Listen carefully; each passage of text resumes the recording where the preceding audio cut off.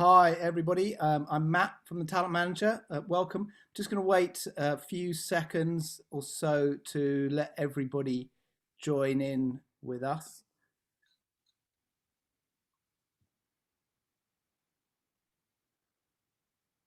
Wow, that was quick. We're already at capacity. So hopefully everybody else who hasn't been able to get into the Zoom directly is going to be able to join through the Talent Manager Hub.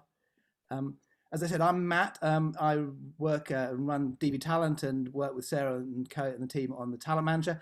Delighted tonight to have Dov Friedman and Charlie Russell from Curious Films here to talk about their documentary Caroline Flack, Her Life and Death, which went out last night. I'm sure most of you, all of you, will have seen it. It was really a lovely film, very sensitively done, something I think all the reviews really registered and responded to. Also had very strong ratings for the slot, got 1.8 million, particularly did well among younger viewers, women, 25 to 34-year-olds, so I imagine Channel 4 are very pleased. I think the fact that we've had over 500 people register for tonight's webinar is testament as well to the fact that it also struck a chord with a lot of us in the program making community. So the plan for this webinar tonight is that my colleague Bex Hall is going to interview Dov and Charlie for about 40 minutes. We'll then open it up to a Q&A. Please do post your questions in the Q&A section, not the chat. It makes it much easier for us to keep track of. For those of you who haven't been able to join us on the Zoom, hopefully you're going to be able to follow it all smoothly on the live stream, which is going out through the TM Hub. The Hub is our new social networking feed on the Talent Manager that we launched on Monday. The aim of it is really just to give freelancers and companies space to talk about production issues, do events like this, get career advice and so on. So most of you, I imagine, are on Talent Manager anyway. Hopefully you'll have already looked at it and checked it out. But if you haven't, please do come and engage, ask questions, give responses and so on, share things. And you can also ask questions of Dov and Charlie there tonight. So the ones who are following it on the Hub, please do ask your questions there and we'll endeavour to answer them all this evening. Any that we don't get through to tonight, we'll try and pick up with tomorrow and get answers from Dov and Charlie tomorrow. So with no further ado, I'm going to hand over to Bex. Hello everyone, welcome to our Zoom session and also to everyone that's listening over on the Hub as well. It's great to have you all here. Thanks Dov and Charlie for joining us as well.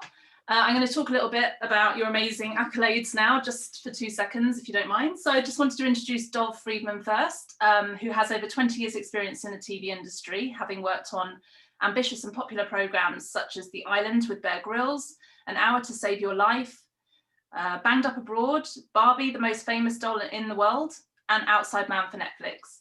And you also originated and oversaw Charlie's acclaimed documentaries, The Trouble with Dad, The Last Nazis, and Young Soldiers. Welcome, Dov. And Charlie, creative director of Curious Films. Charlie Russell is a double BAFTA and Emmy award-winning director who's made over 20 documentaries for British television, including the highly acclaimed Chris Packham, Asperger's and Me, and his seminal film about assisted dying with Sir Terry Pratchett, Choosing to Die, which basically won every major documentary award, including the BAFTA, Emmy, Grierson and RTS, and was even debated in Parliament. So welcome to you both. Thank you for joining us. That was really embarrassing. Thanks. I love any chance to embarrass you, Charlie. So welcome. You've put me in your hands, so or me in. Anyway, doesn't matter. Yeah. Welcome to you both, and congratulations on making such a sensitive and moving tribute to a much-loved TV personality, Caroline Flack. We know that many people listening today may have worked with her directly and would be familiar with the shows that she was part of, which I think makes this particular discussion all the more relevant. And on that subject, if there is anything today in last night's programmes and in today's discussion that has affected anybody that's listening, we're signposting all the relevant organisations that can help you if you feel you need that help, so that you can get in touch. So that will be in the main feed. So my first question really would be, what was the process by which you came to make the show? It's been reported in the press that you did actually meet with Caroline before she died, and about making the show. So was it, I mean, what happened? Tell us. Was it you that wanted to continue with the film, or did the request come from her family? Well, we were introduced to Caroline by Channel 4 early last year. And I think there'd already been a conversation happening between Channel 4 and her that she wanted to make a film. I think she felt she wasn't being heard and she was being silenced in some way, and she was sort of interested in making a doc about what she was about to go through with the court case. So yeah, we met her, we talked, we shared a sort of quite fun afternoon with her, really. And yeah, I think she agreed. She was excited to be working with us, and that was kind of the last time we saw her, really. And that project never really, sadly, was never made. And what we ended up making was something that was quite different. I don't think we ever thought this felt like the obvious thing to do. But we, in the first instance, we just wanted to reach out to Chris and Jodie, her mum and daughter, just to kind of pay our respects. I mean, our meeting with Caroline, I think, as we sort of talked about, affected us both quite a lot. And yeah, we just wanted to pay our respects to Chris and Jodie, tell them about our conversation with Caroline. And it felt, looking back on it now, the conversation turned quite quickly to what a film might look like with the situation that they were facing. And then, we went from there, really. But it was a process of, just starting a relationship with them and building a relationship of trust and trying to figure out together what a film might look like. It definitely wasn't us going, well, this is what we think it is now. We had no idea what they might want to do, if anything at all. I think we all felt, didn't we, Charlie, that when they seemed quite receptive to the idea, that someone was probably going to make a film about Caroline. So it should at least be something that in some way she gave a blessing to. I remember being quite I don't know about you, Dov. I don't think we've talked about this, but I remember being quite shocked that they wanted to meet us and that we were going up there. And I'd heard that Caroline had a twin, and so the idea of meeting her twin, I felt quite overwhelming. And you sort of don't really know what you're going into with contributors. You don't really know what the situation would be like. I remember thinking that maybe we would turn up there and it would just be a sort of thank you, but no thank you sort of thing, but nice to meet you. And Jodie made us that amazing sandwich on the first day. Do you remember? Like, they were so welcoming, and like just basically the people that you see in the film, so just like, able to talk about it, and still, clearly grieving and, in a huge amounts of pain, which they still are in, but they were able to be funny and welcoming in the same way that Caroline was when we met her, and that felt extraordinary. When we were talking with Caroline and just sort of explaining to her broadly, what we like to do in docs, like meeting family, and she goes, you have to meet my mum and sister. They're the most special people in my life. She goes, I'm going to call them now.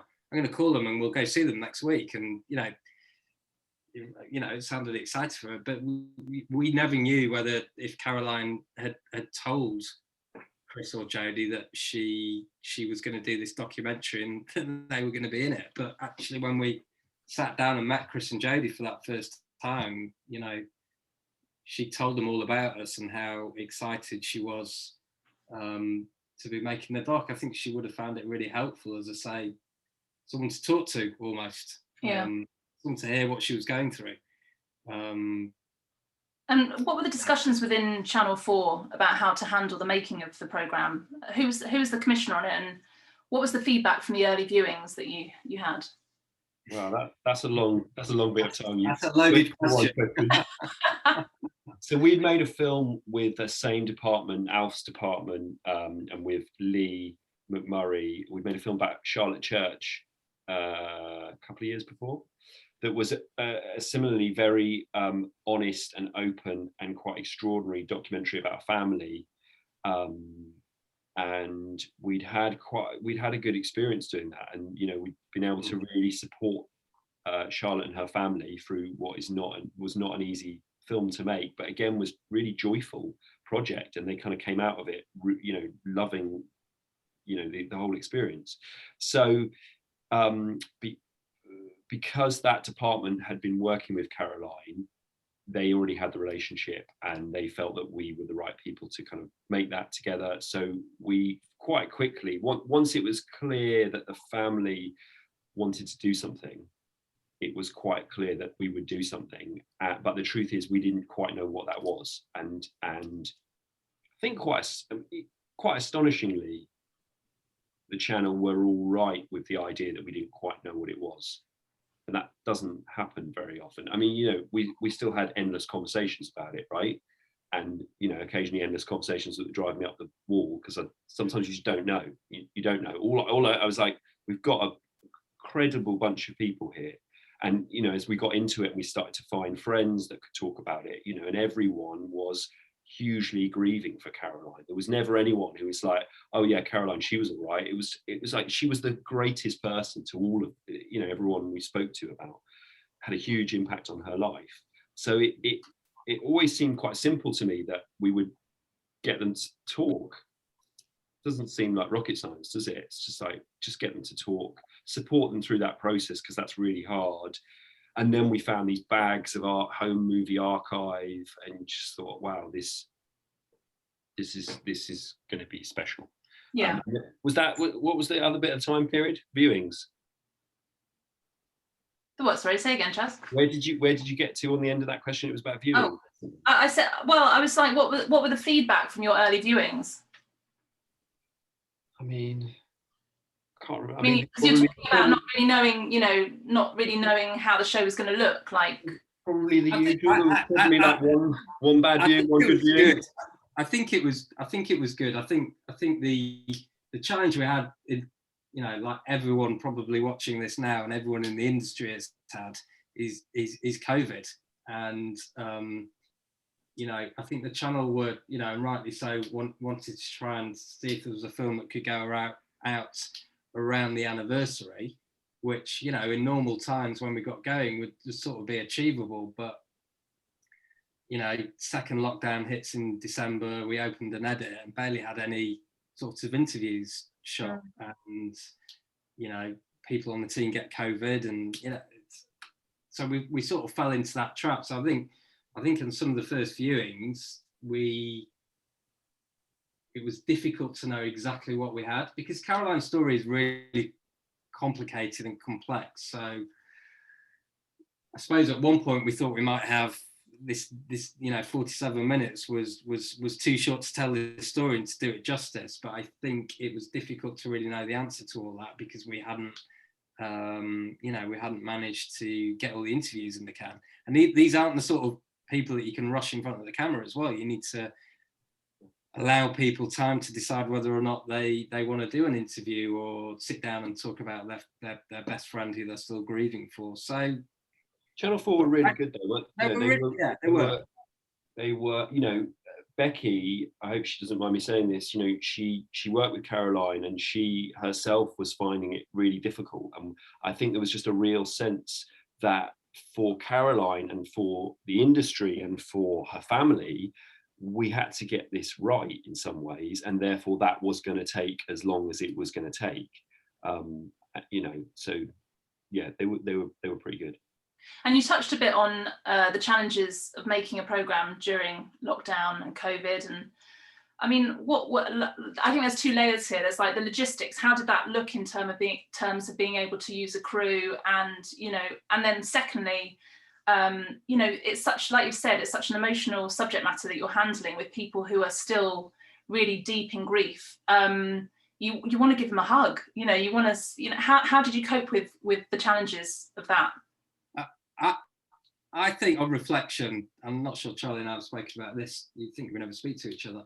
I think on reflection, if you see the intimacy of those interviews, I mean, look, again, everyone in the industry has like dealt with the kind of ludicrous tedium of but importance of COVID, but I think it has genuinely played a positive in this film, in that, you know, Caroline died quite soon before the first lockdown. So I think by the time we got sort of people in front of a camera, they'd been starved of conversation and been trying to grieve through that process as well. So I think the great job that Caroline and Charlie did in working with people and trying to find out if they wanted to sit in front of the camera and talk to them. I think by the time they were ready to do that, it was such an intimate space that they were sort of ready to kind of open up.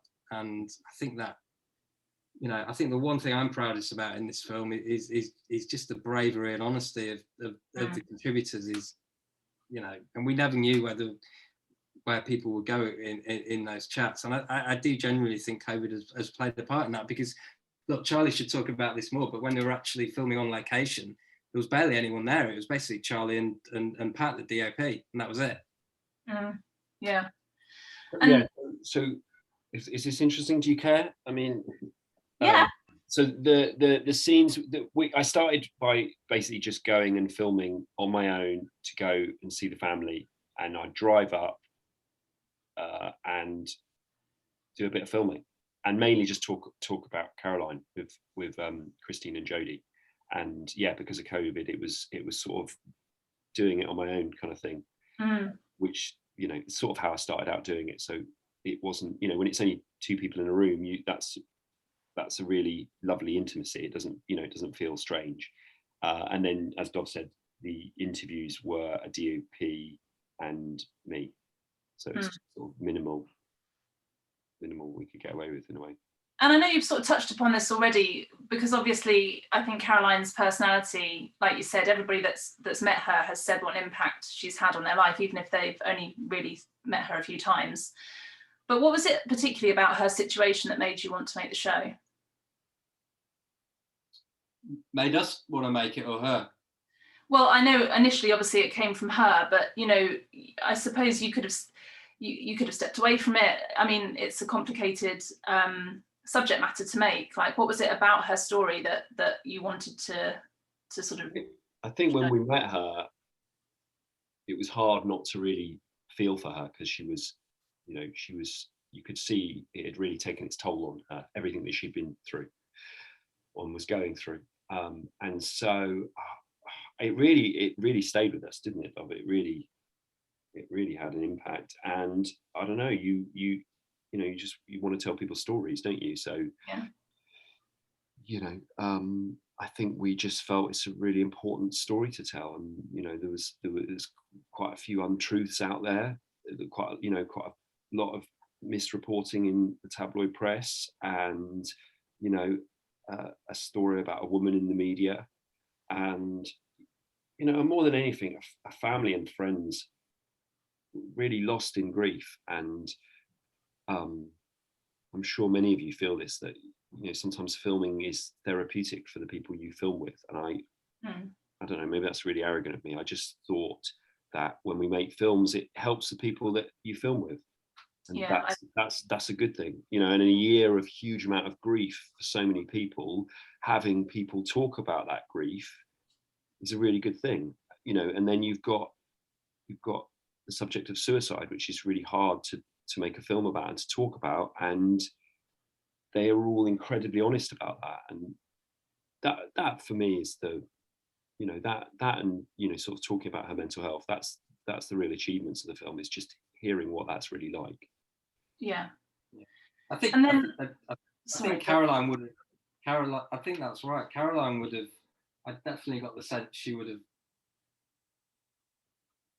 found it helpful to kind of talk to, she'd never made documentaries before. She was sort of in light entertainment, so she was so curious about the sort of process and everything, and that's why I think she was excited about her family being in it. So I think she would have found it really helpful. And then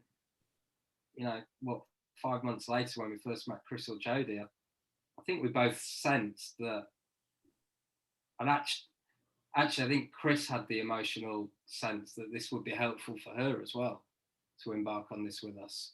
And I think they've sort of both said that since.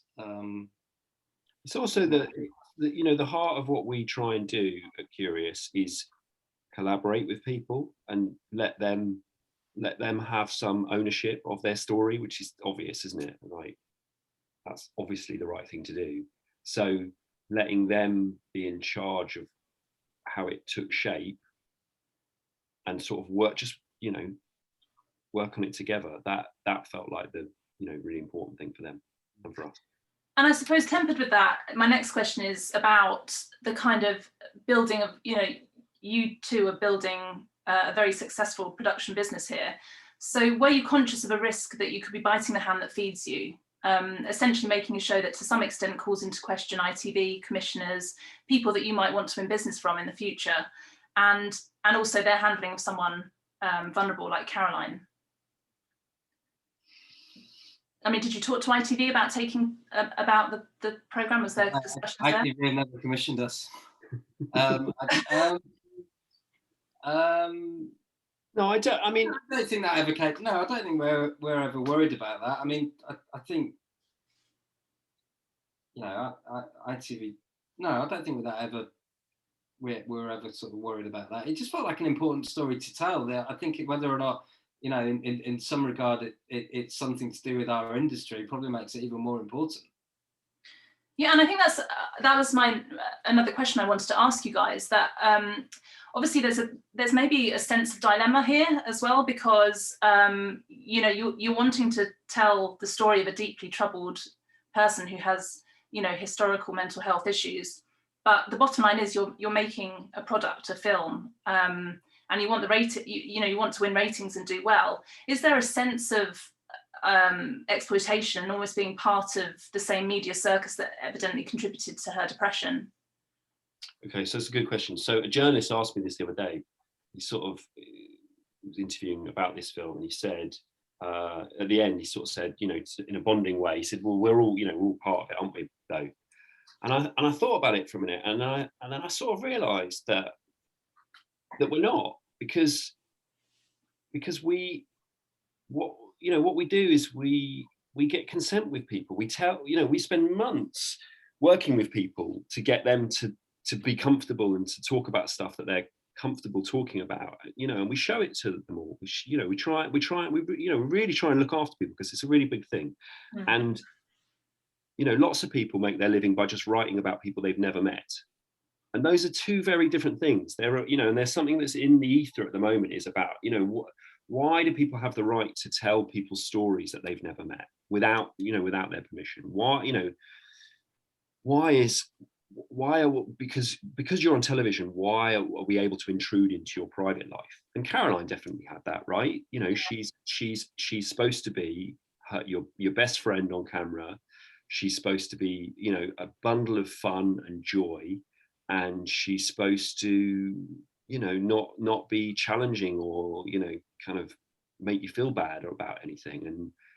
And so, but why does that mean that just because we see her on screen that we can know everything about her private life, and that people can chase her down the road with cameras and print endless things about her? I don't understand. I think there's a big moral question about that, and I don't think we've got it right in Britain. And it doesn't happen in all countries. We think that's the norm, but there are a lot of countries where there's better privacy. So anyway, I think I just going back to your question again, Bex, for a minute. I think we were quite. This is probably the same for anything, but I think we were quite clear when we first met Chris and Jodie what they didn't want this film to be. So, I'm not saying they had editorial control, because, obviously they didn't. But I think it's important when you embark on a project like this that, the contributors, us as a production company and the broadcaster, everyone's aligned in what, broadly want the project to do. Mm. And I think then it's our job to kind of, keep that on track, really, essentially, making sure we don't sort of verge beyond it. And credit to Channel 4, we were clear with them what the family didn't want this to be, and that was like a forensic dive into kind of what happened, the night in question, when Caroline had the argument with her boyfriend. Mm. So yeah, I think I can't remember what your original question was now. Is that? Well, I was just saying, you know, that the bottom line is that you're making a film, a product, and Yes. you know, Yeah. also being sensitive to a really troubled personality who. Well, yeah, we're making a product, but I think Caroline's. I mean, if you read some of the messages on Twitter last night, I think Caroline's death really affected a lot of people in this country, and then a microcosm of that as well, the TV industry, because there's probably, as you said before, there's probably a lot of people on this call that might have worked with Caroline in some way, and I don't think the whole story about what happened to her was out there, so I don't think the film can be, I'm not saying you're accusing it of that, I think there was a duty there to really sort of tell the whole story, and I think at its heart, we felt we wanted to, you know, sort of come through on the sort of promise we made to Caroline when we first met her, because essentially she just wanted her story to be told, her side of things. And the product is authenticity, it's intimacy, it's truth. So, you know, you can say, you know, you're selling something, but what we are selling is, you know, is access to a story that's going to be handled in a certain way. I think. I hope that's what we've done. And you know, you talk about the whole story. You know, trying to be true to her and to what her family wished the show to be about. But in terms of like legal and compliance, were there elements of the story that you weren't able to feature? Well, I think we both had a strong principle from the early days, and this was true of Caroline's character, I think, which is that we didn't want to blame people. We didn't want to have a go at people, because what, you know, that she would have hated that. And what does that achieve? And there's that extraordinary bit at the end where I asked Chris, who do you blame in this? And I wouldn't, you know, she's entitled to blame people. She's entitled to feel very angry and very sad, but she gives this extraordinary monologue about, you know, all these things that have happened, but actually, who can you blame?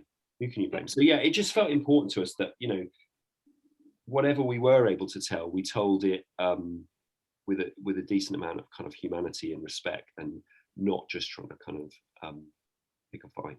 Yeah. And with that in mind, do you think ITV neglected their duty of care to Caroline Flack? As her employer, do you believe they should have taken some responsibility and have done more to safeguard her? I don't know about you, Dov. I don't think we can. You know, we weren't there, so it's really hard for us to answer that question. You know, and you know, everyone, most, you know, I think it's fair to say that most people in this industry are trying their best. You know, it's not the easiest industry to work in, and yeah, you know, I'm sure, you know, people who work with Caroline liked her a lot. So yeah, I think it's a bit simplistic to try and. I think if the film's going to tackle the sort of minefields that it does, like mental health and suicide, I think we were sort of decided quite early on that we can't go into the, you know, in a way the film had to sit above, you know, that person, you know, laying the blame at people. And sort of, you know, there's all sorts of allegations and things that are out there about this story, but you know, the film didn't feel right that the film went that way, because I think there were bigger themes to explore. Yeah. And we've had some questions come in that have asked about whether it was your decision or not to include her dad in the film. Some people have said that they felt that maybe part of the story was missing because he wasn't present. What was the decision behind that? And were there other people that you wanted to include but couldn't because maybe they didn't want to be part of it? Or so it's never any of those sorts of things. You always make films, and there's always the first question is, oh, what about that person? Why can't we hear from that? You know, it's always what you can't have. And so I don't really want to go into people's personal and private situations. What I want you to do is think about things for a minute, you know, and just imagine there might be reasons why you don't get everything. You know, this is for us the story of Christine and Jodie, and the Caroline's dad is someone that I met and you know, had the consent of, you know, had his blessing to make this film.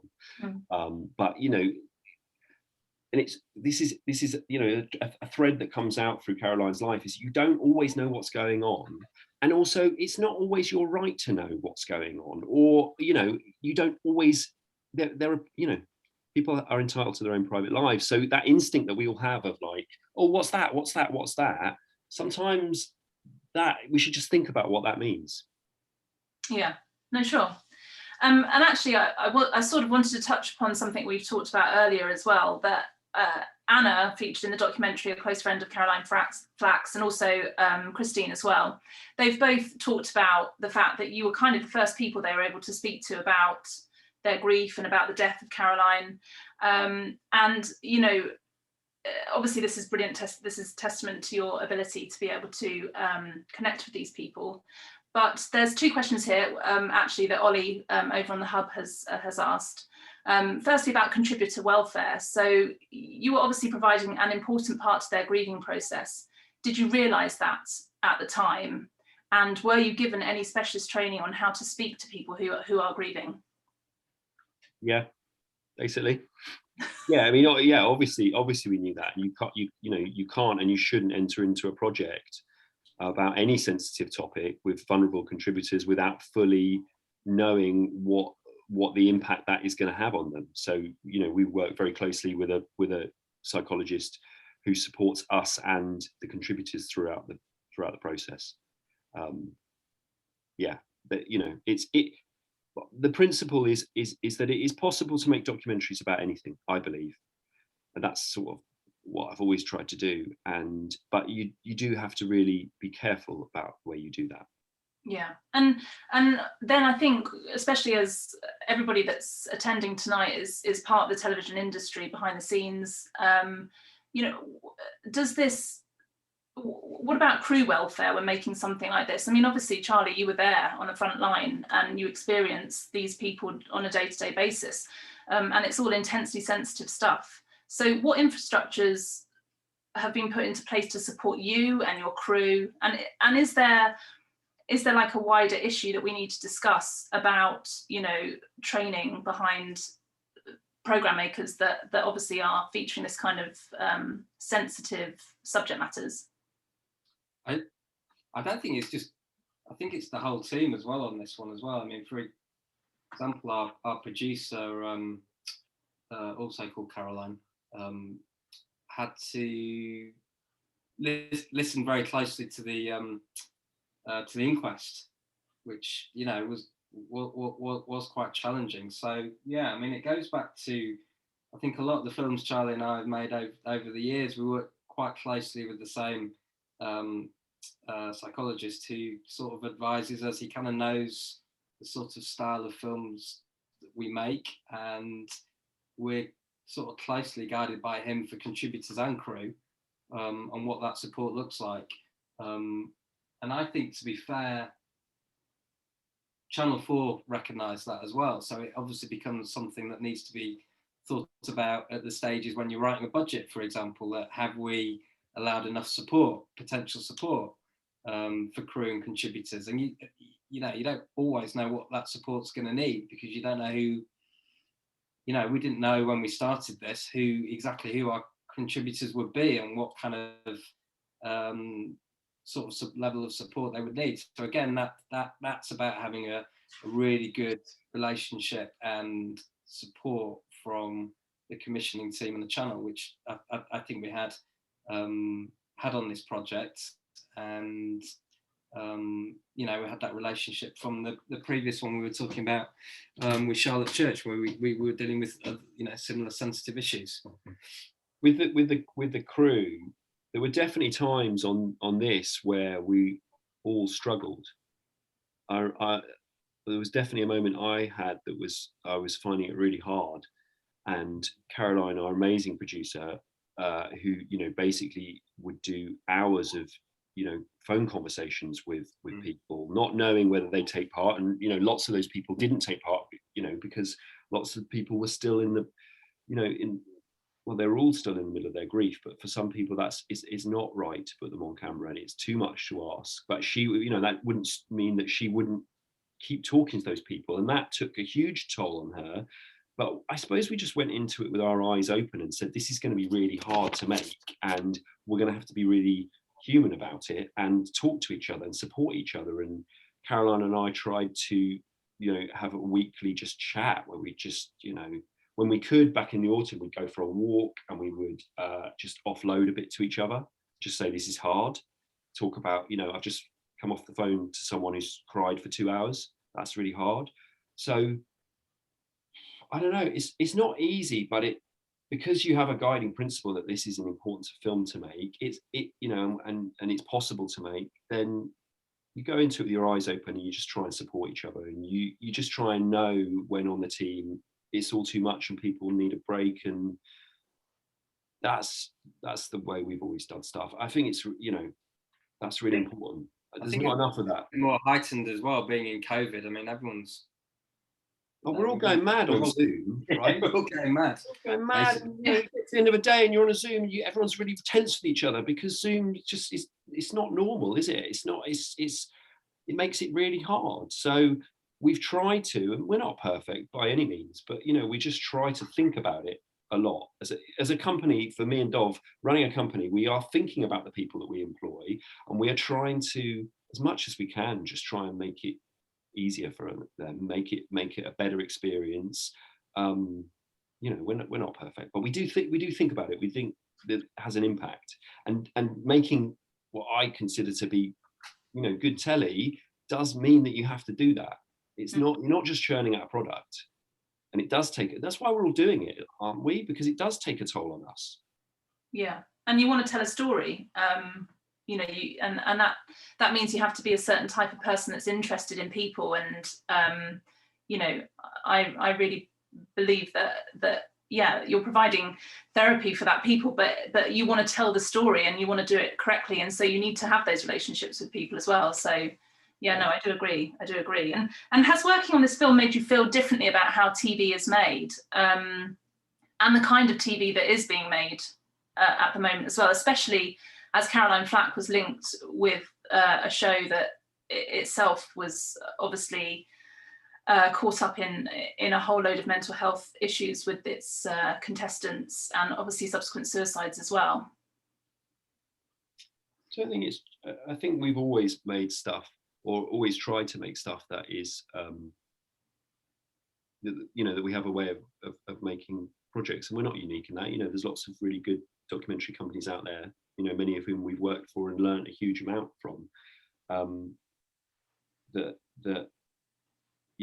know how to do these things. So I don't know about you, Dov, I don't think it's changed my view of television necessarily, has it? I think we're all getting much more aware. We're definitely aware of worse practices out there. And we've all, I'm sure everyone on this call has had, bad experiences, and bad, difficult projects, and just it's not an easy industry to work in, and it could be better. But I think we all know it's not the easiest. That's not to say bad working practices should be condoned, and they absolutely shouldn't. And I really applaud the fact that a lot is being done now to try and do things properly. Okay, great. Well, I've just got one more question, and then we've got quite a few questions that have been asked by the people that are watching, so we'll do that for the last section of this. But what do you hope this film will do? What's the legacy of this film? That's a big question. Yeah. I want I don't need the film to have all the answers. I want people to think. I want them to feel, first of all, so that they feel what it was like to be Caroline or her family or her friends. And I want them to go away and think for themselves. So it doesn't need to achieve specific things. It just needs to start a bit of a conversation, or just affect one person. That's a good thing. But it's obviously big issues. I think it's like, look, you don't know what's going on behind closed doors, and people can be struggling, and off the cuff remarks can really impact people. So just think about things, be a bit nicer to each other.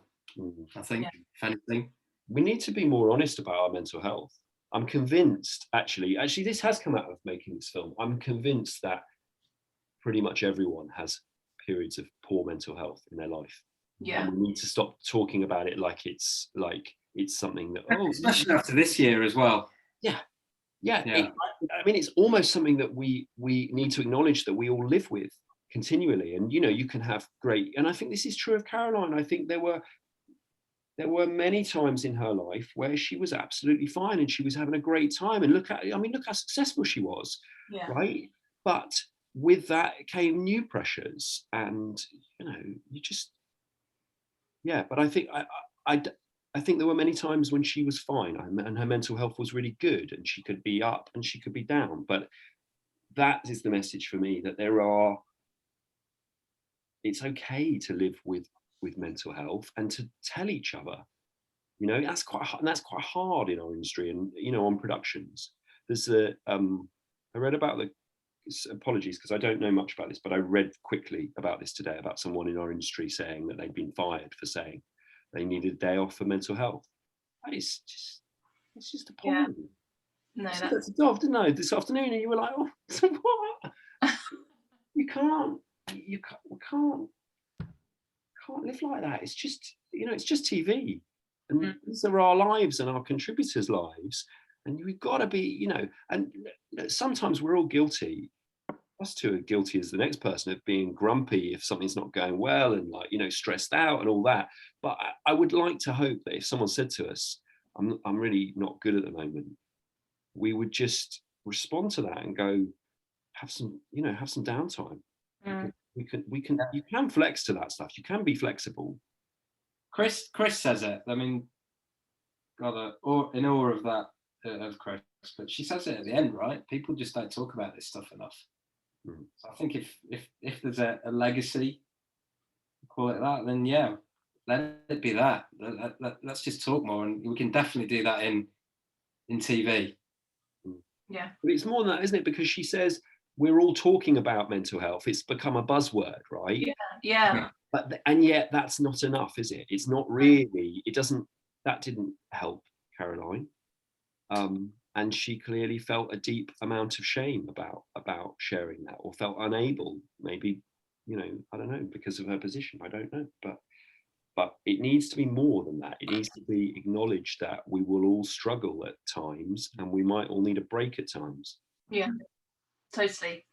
Well, listen, I'm just going to move on to some questions that the people that are watching have asked as well. And obviously, we won't have time to go through all of them. So I know that we're going to hopefully be able to answer some of these in the hub. You guys will be able to answer some of these in our hub later on. But Paul Cullen has, thank you very much for your question. He says, did you expect there to be a backlash, as has been seen on Twitter last night and today, in relation to the inclusion of the clips of Graham Norton and Lorraine Kelly, with people suggesting that they need to apologise? Was going to be a backlash? Well, I think that's sort of missing the point of the film, really, isn't it? What, you mean Graham and Lorraine getting stick for what they've said?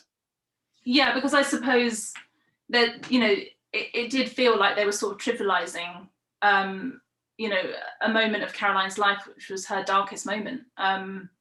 It just felt important to have a full and rounded picture of that experience for her, and it felt like those clips should be included because they had an impact. And I suspect and hope that both those people are big enough to know, and to sort of feel they made a mistake. I don't think we need a kind of backlash. And I mean, that's the whole point, isn't it? What if we all jump on Twitter and start slagging someone new off? That's not very good, is it? Yeah, it goes against everything the film's trying to say, I think. No, you're very right. Yeah. And I'm just looking through the questions here now. We touched upon it a bit, but Inka Ritola says, what was the editing process in this? How did that all work?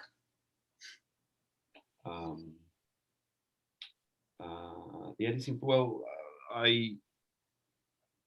don't know how to answer that. What was his? Yeah, anything more? We edited it. It took ages. It took ages. How long did it take to make? How long? That's classified. I can't even remember now. I mean, It's not too bad. We're lucky in that you can't rush these films in an edit, and we work with editors who are brilliant and really care and want to make a film together. And and on this, it was an editor I've worked with before, and we've made a lot of stuff together. So the process is to give them time to absorb the rushes and start to think about it, and then try and work out how to make a film out of that. I knew from the start there couldn't be voiceover, because the only person who could voice it would be Caroline herself, and that couldn't happen. So I thought we're gonna have to do it through master interviews. And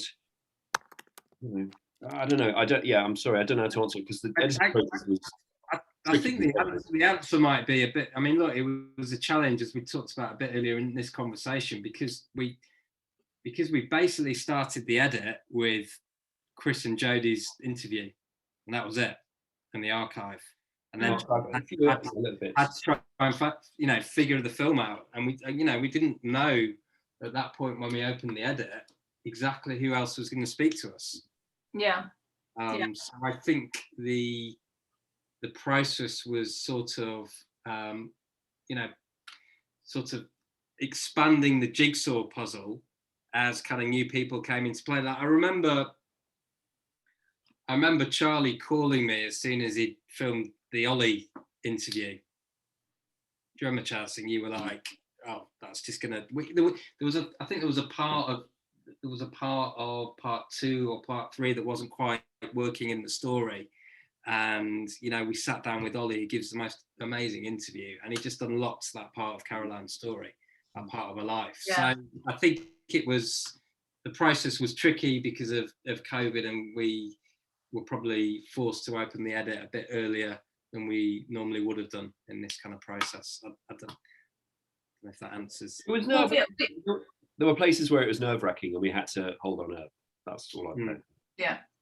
And also we've got people asking about what was it shot on, and the framing of some of the interview shots was maybe unconventional as well.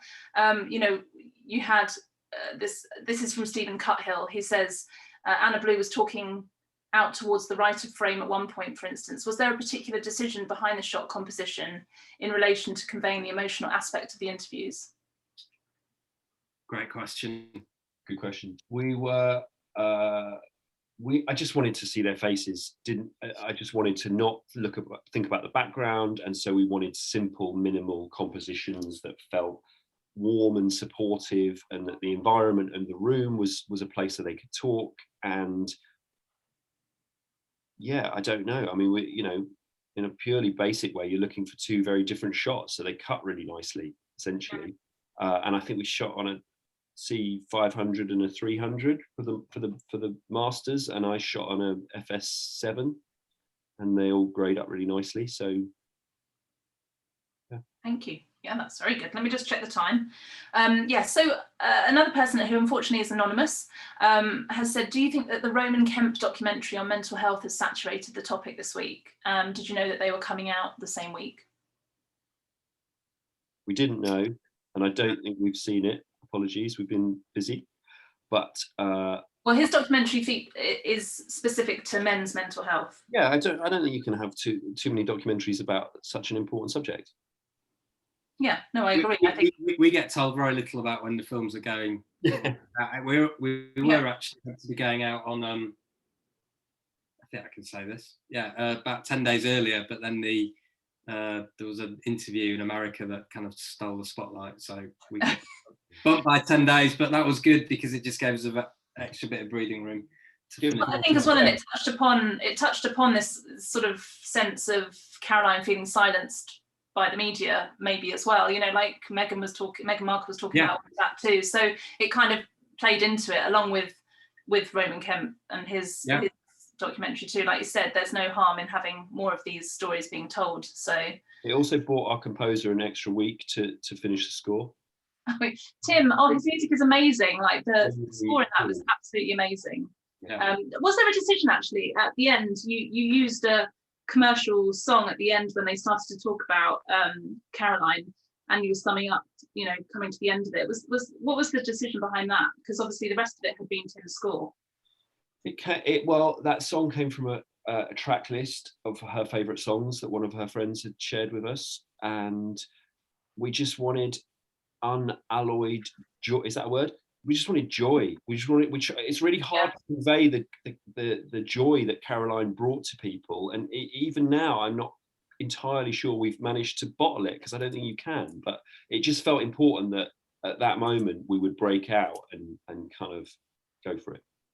Yeah, and I think you may have answered this, but there's a question about the use of title cards rather than voiceover and what the decision was there. But I mean, maybe you feel we've covered that, because you did say that Caroline would have been the only person that would have been, the person that you would have chosen to do that. But I suppose, title cards, there could have been voiceover, but you decided that wasn't what you wanted to go, the route that you wanted to go down. The only voices you wanted to hear here is a family and friends that knew her best.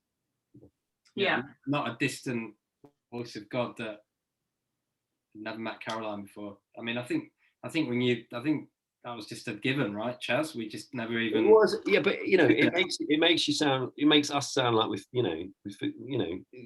truth is you have this hunch and you give it a go. There's always a part of you thinking maybe that won't work, but would have made it easy to cut. Yeah. And again, another anonymous one, but and we did talk about the ethics behind making a programme about such sensitive subject matter, but there's a sense that Caroline didn't have control over this story that was being told about her. And for example, her sister was asked about when she talked about Caroline's first suicide attempt, she said, "It feels weird talking about this because I know it's something that she didn't want anyone to know about." What are your thoughts around that point of view? It's a really good question, and it's a really tricky thing, and it's something we talked about a lot in terms of where we thought the line was. And the tragedy is that Caroline's not here, and so the family felt like there was a bigger mission, and they felt like that they should talk about it, and that we should share the fact that that's uncomfortable, and that they are actively questioning that themselves in the film. I had a few conversations with contributors today, and with some other friends of Caroline and her mum and sister today, and everyone kept saying that they thought she would be really proud, that maybe there's a part of her that was pleased that her mum and sister could say the stuff that she couldn't say. And who knows if that's true. I don't know if it's true, but it just felt like the best thing to do would be to be open and honest. Antonio asks to you, Charlie, did you have a set understanding and thought process of how you were going to convey the documentary visually by yourself, or did you alter your approach throughout the production? What does that mean in terms of how it looks? Yeah, I think it's a question about the visuals reflecting the tone of the subject matter as well. Was it something that you were set on right from the beginning, or did that? Well, like little things like the newspaper archive and the graphics and tweets, we didn't find that until quite late on, and we had various different versions, and eventually we just decided, strip it all back, let's just see the words, let's make it as minimal as possible. So it's an ongoing thing. No one starts out going like, I know exactly what this looks like. Our principles are pretty simple. It's like, make the filming experience as simple for those people. Don't turn up and be like, look at me, I've got all these special effects and tricks. That's not going to make a good film. So we just try and make it simple, and we try and think of the experience of the contributors, and that's the power of the doc. And then you find ways of pulling it together as that process comes in. The score came in the full finished score came in a couple of days before the dubbed off, and that's quite scary. That's quite a lot of pressure on Tim. First day I heard that. Yeah, and we sat there just thinking, God, this is astonishing. And that's trust. That's us saying, go for it. You know how to do this better than we do. Sometimes we all micromanage way too much in telly, don't we? And we should let people. It's a collaborative experience. We should let the designer or the composer or the DOP or whoever it is, let them bring themselves to it and let them. How did like, for instance, how did Tim do that? I mean, he didn't know Caroline. He you know, how does he get a sense of that person and make sure that the music matches that? We talk a lot and we share rushes a lot and we talk about what it is, and he tries stuff out. He sends us these little tests, little things, and you just try it against images, and then it moves on. The editor used loads of temp music that everyone thinks is really great, and everyone wants the temp music in the cut, and you can't have the temp music in the cut. And then eventually, I don't know, it's that. I mean, that's the skill of a composer, right? Is to then take it out and make it something else. Yeah. Tim said something really interesting though, didn't he? He goes, because we were, he was up against quite a tight deadline, and we were like, Timmy, well, you're right. You're gonna be all right. You're gonna, we're gonna have. He's got a young kid as well, so he's It's like, it's only actually 2 tracks. Is that what he said? He said something like that. It's like, it's only actually 2 tracks. There are 2. Yeah, he's right. I mean, there's 2 themes. Obviously, they're like massively complexly scored and recorded in his bedroom, but. Yeah, he's done a fantastic job, Tim. I mean, he's done a lot of films for us now, but his music is great. He's really done himself on this film. I think when we, that moment in the dub when actually we heard it for the first time, it was like it's lifted the film by sort of 5-10%. Yeah, and just a final question, really, from Karina, about. If you had the opportunity to redo the making of this, is there anything you would change and why? I mean, I don't know, not really. I mean, that's more like it's not an arrogance, that's just sort of like it is. The experience is the experience, and you're not hugely in control of that experience, I don't think. I think the skill is to know a film will emerge.